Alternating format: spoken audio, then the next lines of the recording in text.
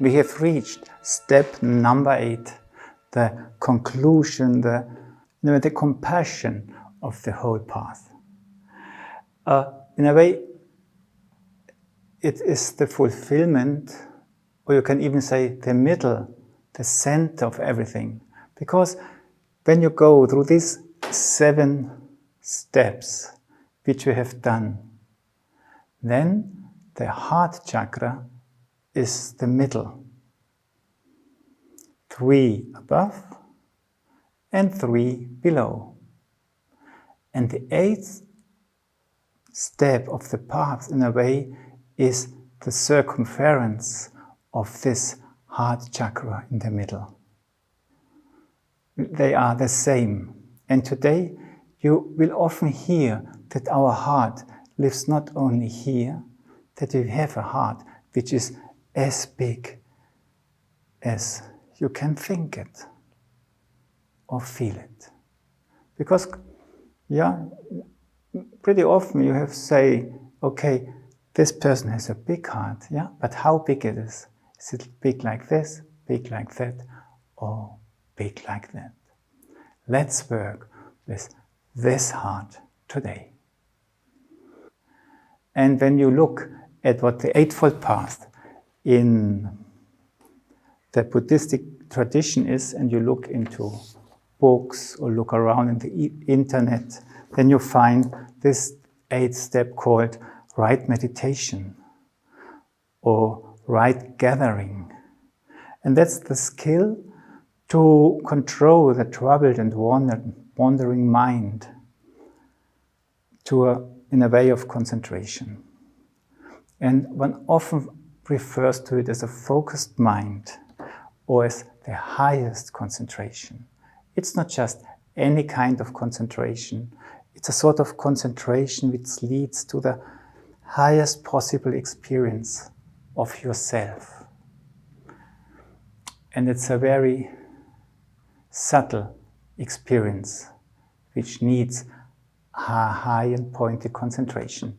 And for this reason, there are many techniques have been developed, and they all use more or less a focus on a single phenomenon of the body.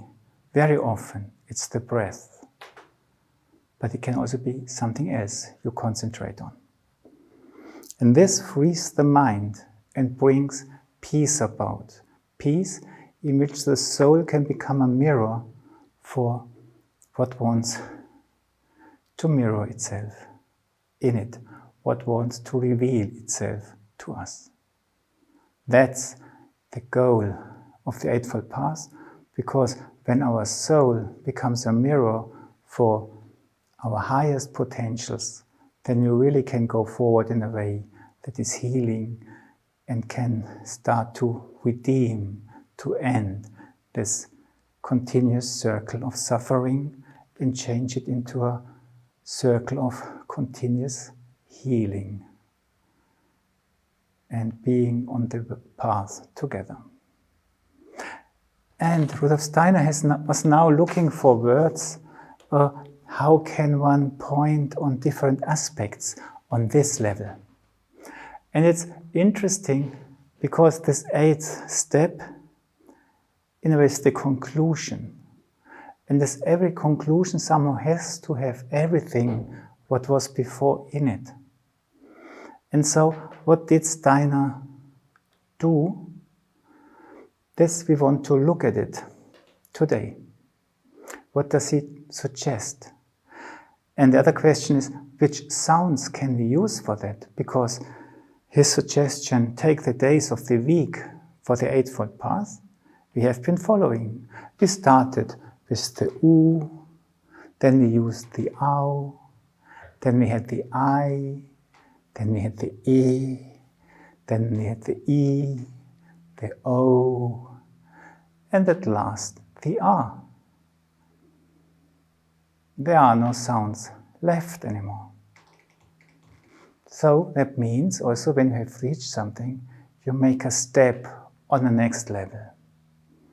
And when you look that this 8th step has to do with the center, with the heart, and then you ask yourself, okay, in the realm of the planets, the heart is attributed to the sun, or in our case, from the days of the week, to the healing Mars quality.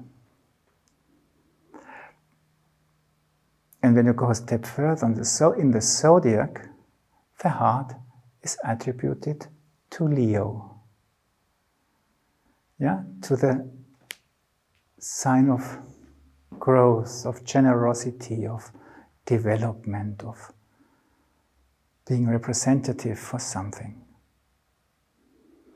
And in eurythmy, the T is attributed to the Leo. And for this reason, it would make sense to explore also the T now on this level. And then remember that the path or the vowels in a way start with the R. Yeah? That was the crescendo in the end, in the seventh step. And then we had the O, the most important sound of all, the right striving. And this is in a way, this polarity we human beings live in. We become somehow created. We find ourselves in this world of contradictions, and we accept it in the art to try to make our way with it. And the O, we through our way, through the way that we walk, we manage to reach this O, where these polarities start to flow into each other, create harmony. And when we want to live into this, that's our goal in a way, what we want to achieve, then the T, A, O, in a way, contains this message. That's why we want to end this meditation, the eurythmic meditation of the Eightfold Path, which is the TAO. And we will also explain how we suggest to do it, and that you can really experience its connection to the path. But what do we do with all the other sentences? And there you will notice that Rudolf Steiner in a way described all steps, one after the other, of the path, again in his text. And I read it once, and maybe you also listen a little bit. Do I remember some aspects of it? And then I will show what we found, how we could do it. And we detected that it actually follows the order of the vowels again. So after the T, you will see the U, the OW, the I, the E, the I, O, R, and then the TAO, one after the other, connected with the text. From time to time, look into oneself, even if only 5 minutes a day at the same time. Thereby, one should immerse oneself into one's inner being, carefully consult with oneself, examine one's principles and develop them, consider one's knowledge or the opposite carefully in one's thoughts, and weigh up one's duties. Think about the content and the true purpose of life.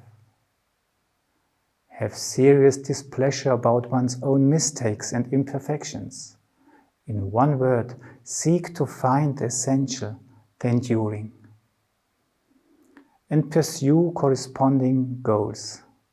For example, virtues that are to be attained earnestly.